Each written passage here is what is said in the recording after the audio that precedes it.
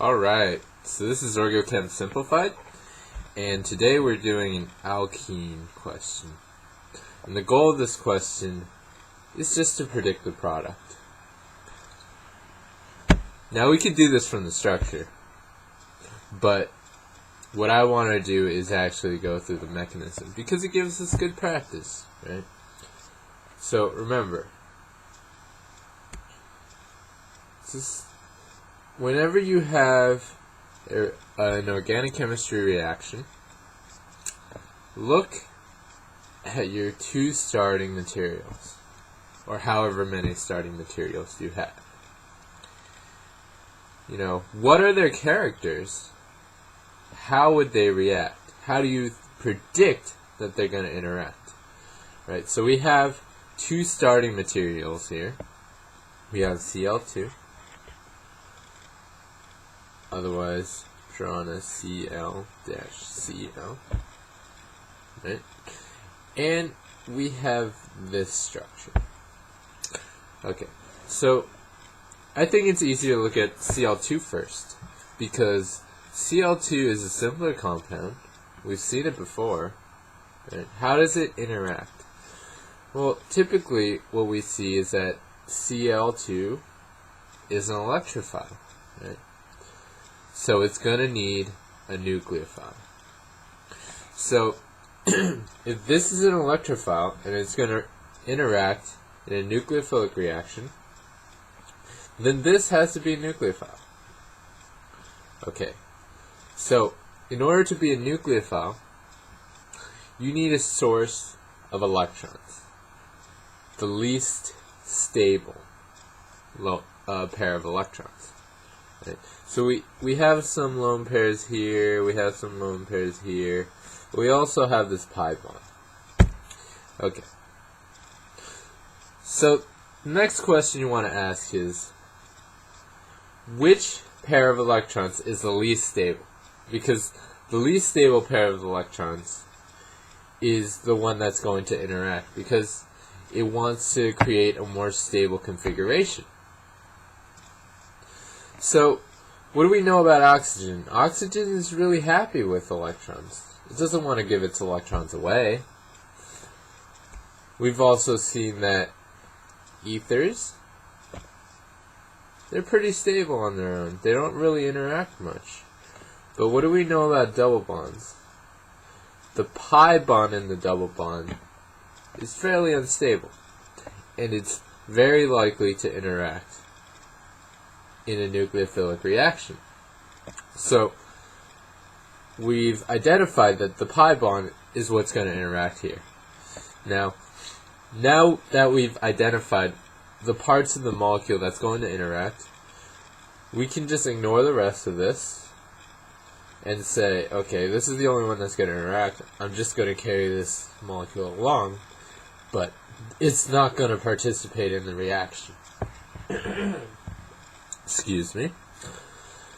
So we know this is going to be the nucleophile, the pi bond, and it's going to attack a Cl, because one of the Cl's is going to be the electrophile. And to keep the octet rule, we have to break one of these bonds. Now what's happening here is this pi bond is going into the sigma star, the anti-bonding orbital of this bond.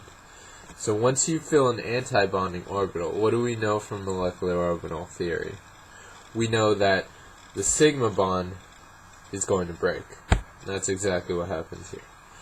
Once we do that, we'll go to our next intermediate. Like I said, just carry that along. Nothing much happens in those parts. Right? And what we're going to get is a bridged carbocation. Now why do we get a bridged carbocation? It's because Cl is pretty big. So instead of falling on top of one carbon, it's going to fall on top of both of those carbons. And the positive charge is going to be shared between all three atoms.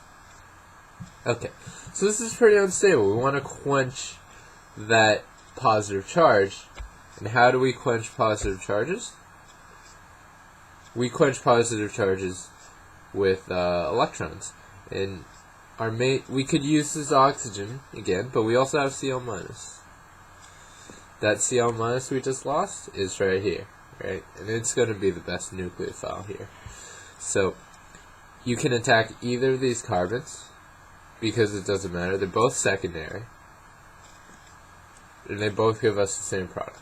So I'm just going to attack this carbon, and this is an underside attack. You know, it doesn't matter now because the stereochemistry would be the same. But here what's happening is you're getting an underside attack, and those electrons go up to that Cl. And that's going to give us a product. We'll draw it out here. 6-membered ring.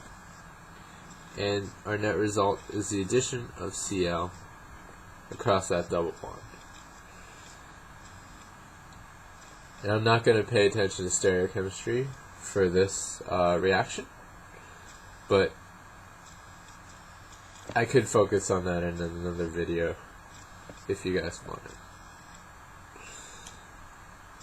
But yeah, the main thing is here, when you have a giant molecule, just look for familiar parts.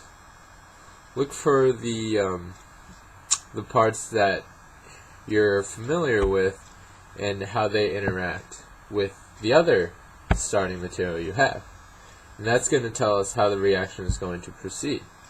You know, so these parts are probably fairly unfamiliar to you at this point, so it's likely that they're not going to participate in the reaction.